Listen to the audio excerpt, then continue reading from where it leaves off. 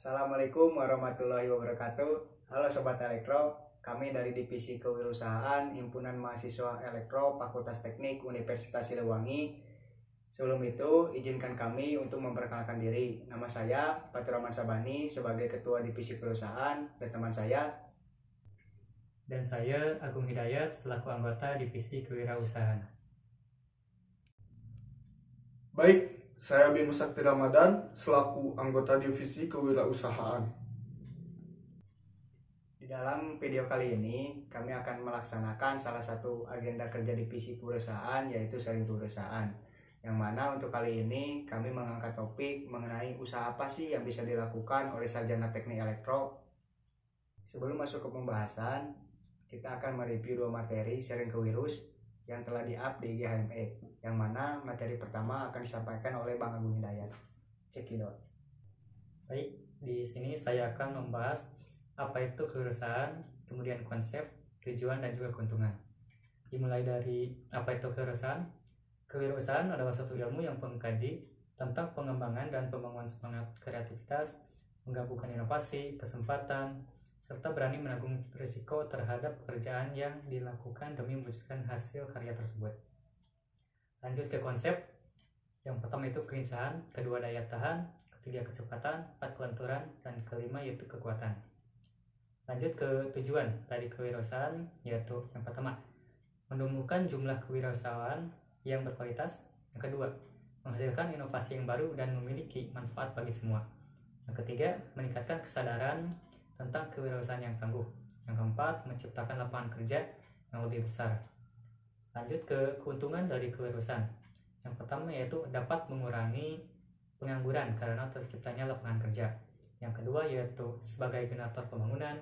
Yang ketiga sebagai role model di masyarakat. Kemudian yang keempat yaitu mendidik masyarakat untuk hidup secara hemat, efisien, dan tidak konsumtif. Baik, sekian dari materi sharing yang pertama. Makasih. Materi yang kedua akan disampaikan oleh saya sendiri. Materi kedua itu mengenai apa saja proses perusahaan. Sebenarnya ada dua subpoin. Yang pertama, memutuskan menjadi pengusaha, kemudian menjalankan dan mengembangkan usaha. Yang pertama, saya akan menjelaskan tentang memutuskan menjadi pengusaha. Pada umumnya, seseorang pengusaha memutuskan menjadi pengusaha didorong oleh suatu kejadian atau keadaan. Hal ini menjadi alasan mereka harus sangat berhati-hati dalam memutuskan untuk berusaha, karena risiko menjadi pengusaha, apalagi jika mereka belum melihat adanya peluang yang baik, tetapi ingin menjadi pengusaha hanya karena terpaksa oleh keadaan. Selanjutnya, yang kedua itu menjalankan dan mengembangkan usaha. Setelah seseorang memutuskan untuk menjadi pengusaha, ia harus mengembangkan ide usahanya lebih lanjut. Ide baru belum tentu dapat menjadi usaha yang menguntungkan. Ide yang inovatif dan dapat memecahkan masalah yang ada belum tentu dapat menghasilkan uang. Banyak hal yang harus dilakukan untuk memastikan bahwa suatu ide baru akan menjadi usaha yang berhasil dengan baik, seperti identifikasi masalah, pelaksanaan studi kelayakan, kemudian analisa industri dan kompetitor. Kemudian yang terakhir yaitu serta pengembangan sebuah model usaha yang efektif. Selanjutnya, jika seseorang telah menyimpulkan bahwa ia telah menemukan suatu peluang usaha yang baik, maka ia harus membuat idenya menjadi sebuah usaha. Salah satu langkah yang perlu dilakukan adalah melakukan analisa potensi keuangan. Tanpa melakukan analisis potensi keuangan, orang tersebut bisa saja mengambil keputusan yang salah sehingga memulai usaha yang tidak menguntungkan. Langkah-langkah lainnya yang perlu dilakukan pada tahap ini adalah membentuk suatu tim, pembentukan strategi pemasaran yang tepat, mencari pendanaan, dan mempersiapkan dasar hukum yang kuat. Misalnya dengan mendirikan suatu perusahaan berbadan hukum. Selanjutnya, pada tahap ini pengusaha harus memasarkan produk yang telah dibuat dan memikirkan serta menjalankan strategi-strategi untuk mengembangkan usahanya dan menjamin keberlanjutan perusahaan. Seseorang pengusaha juga harus memikirkan pemasaran yang baik, karena produk yang baik tetap memerlukan pemasaran yang kuat. Walaupun produk yang ditawarkan memiliki kualitas yang tinggi, mungkin saja terdapat banyak kompetitor yang menawarkan produk sejenis. Pada situasi ini, pengusaha tersebut harus bisa menempatkan produknya pada posisi yang tepat dan menjualnya dengan strategi yang menarik dan efektif. Itulah materi sharing kewirausahaan yang telah kita review. Ada 2 materi. Selanjutnya kita akan masuk ke pembahasan, yaitu apa sih yang bisa dilakukan oleh sarjana teknik elektro. Di dalam pembahasan ini kami telah menyebutkan, kami akan menjelaskan tentang apa sih yang bisa dilakukan oleh sarjana teknik elektro atau usaha di bidang keelektroan, atau bisa disebut juga dengan bisnis elektro. Nah, apa itu bisnis elektronika? Bisnis elektronika merupakan salah satu bisnis yang menjanjikan. Maraknya kebutuhan masyarakat akan barang-barang elektronik menyebabkan bisnis elektronik naik daun. Pertama lagi, orang yang merintis bisnis ini belum banyak, jadi peluang suksesnya sangat tinggi. Buktinya banyak orang yang menghasilkan omset puluhan sampai ratusan juta dari bisnis elektronika ini. Apalagi sekarang teknologi dan informasi sudah maju. Hasilnya marketing bisa lebih gencar lagi dengan memanfaatkannya sebaik mungkin. Berikut ini beberapa peluang bisnis untuk sarjana teknik elektro yang akan disampaikan oleh Bang Agung Hidayat. Baik, yang pertama yaitu servis alat elektronik, di mana seorang teknisi elektronika pasti andal dalam memperbaiki berbagai macam alat. Jika kamu memiliki kemampuan teknik elektronika, tak ada salahnya mencoba bisnis jasa servis alat elektronik. Bisnis ini terbilang mudah bagi Anda yang memang hobi dalam bidang elektronika, modalnya pun tidak begitu besar. Perbaikan alat elektronik pasti dibutuhkan banyak orang, misalnya perabotan, rumah tangga otomotif, barang elektronik, ataupun smartphone. Semua barang ini banyak dimiliki masyarakat umum. Selain itu, Anda pun jadi lebih banyak belajar mengenal alat-alat elektronik. Tak ada yang lebih membagikan selain menjalani pekerjaan yang sesuai dengan passionmu. Kemudian yang kedua, yaitu jual komponen elektronika. Di mana untuk merintis bisnis penjualan komponen elektronik, dibutuhkan orang yang mengerti seluk-beluk tentang dunia elektronika. Anda yang hobi elektronika sangat cocok untuk bisnis ini. Untuk berjualan, Anda tak harus membuka toko, hal ini pasti membutuhkan modal yang besar. Untuk menyiasatinya, Anda dapat memanfaatkan media online sebagai cara pemasaran Anda. Dengan effort yang lebih, Anda dapat melakukan promosi ke berbagai perusahaan atau pabrik barang-barang elektronik. Bangunlah kerjasama dengan perusahaan-perusahaan tersebut. Anda juga bisa promosi pada mahasiswa jurusan teknik elektro. Seringkali mereka membutuhkan komponen elektronik untuk kebutuhan praktikum atau tugas, sehingga Anda dapat menjadi supplier komponen elektronika. Selanjutnya, contoh berikutnya akan disampaikan oleh Bang Bima Sakti Ramadan.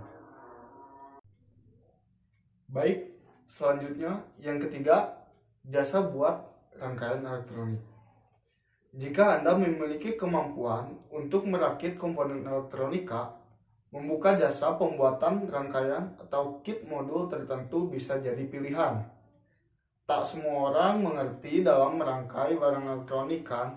Nah, Anda dapat membuka jasa pembuatan rangkaian komputer gaming, charger, power bank, dan sebagainya. Kemudian, yang keempat, buka pelatihan.